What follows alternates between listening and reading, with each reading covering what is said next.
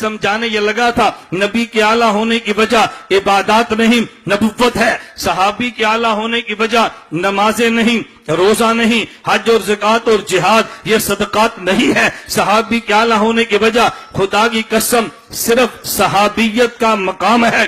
یہ بات توجہ سمجھنا، یہ لفظ سمجھ آ گیا، اتنے اعتراضات دفع ہوں گے کہ جس کا تو تصور بھی نہیں کر سکتا۔ صحابی کے اعلیٰ ہونے کی وجہ یہ صرف منصب صحابیت یعنی حالت ایمان میں پیغمبر کی صحبت میں آ جانا یہ ان کے اعلیٰ ہونے کی وجہ ہے، نہ نمازیں وجہ، نہ روزے وجہ، نہ حج اور زکوٰۃ وجہ ہے۔ یہ میں نہیں کہتا، میرے پیغمبر نے خود اعلان فرمایا لا تسبوا اصحابی، میرے صحابہ کی شان میں نازیبا کلمہ کبھی نہ کہنا۔ آپ ترجمہ کر دیتے ہیں لا تسبوا کا معنی میرے صحابہ کو گالی نہ دینا۔ ارے گالی نہ دینا یہ تو عام آدمی کو گالی دینا بھی جرم ہے، اصحاب پیغمبر تو بہت بلند ہے۔ سبن کا معنی صرف گالی نہیں ہے، سبن عربی زبان کا لفظ ہے جس کے معنی میں وسعتیں ہیں۔ لا تسبوا صحابی، میرے صحابہ کی شان میں نازیبا کلمہ نہ کہنا۔ کیوں؟ فَإِنَّ أَحَدَكُمْ، میں علماء کے لیے کہتا ہوں فَإِنَّ یہ فات تعلیلیہ ہے، نبی نے دلیل بیان کی ہے۔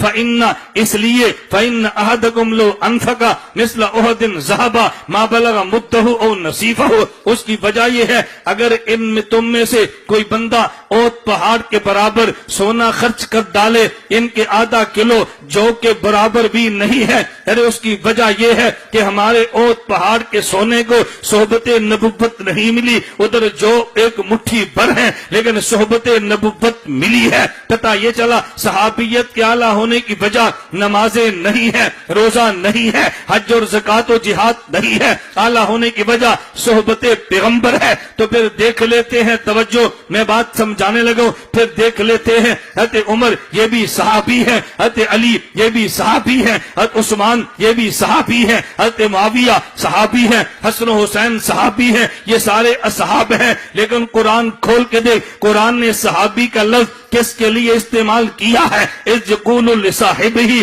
لا تحزن ان اللہ معنا، صحابہ 1.25 لاکھ تھے لیکن صحابی کا لفظ خدا نے تنہا صدیق کے لیے بولا ہے۔ پتہ یہ چلا کہ صحابیت کی وجہ سے انہیں مقام ملا، لیکن جس مقام میں صحابیت پہ صدیق پہنچا ہے اس نے انتہا کر دی ہے، یہاں تک نہ کوئی پہنچ سکا، نہ پہنچنے کا تصور کیا جا سکتا ہے۔ یہی وجہ خدا نے صدیق ہی کے بارے میں کہا اذ یقول لصاحبہ،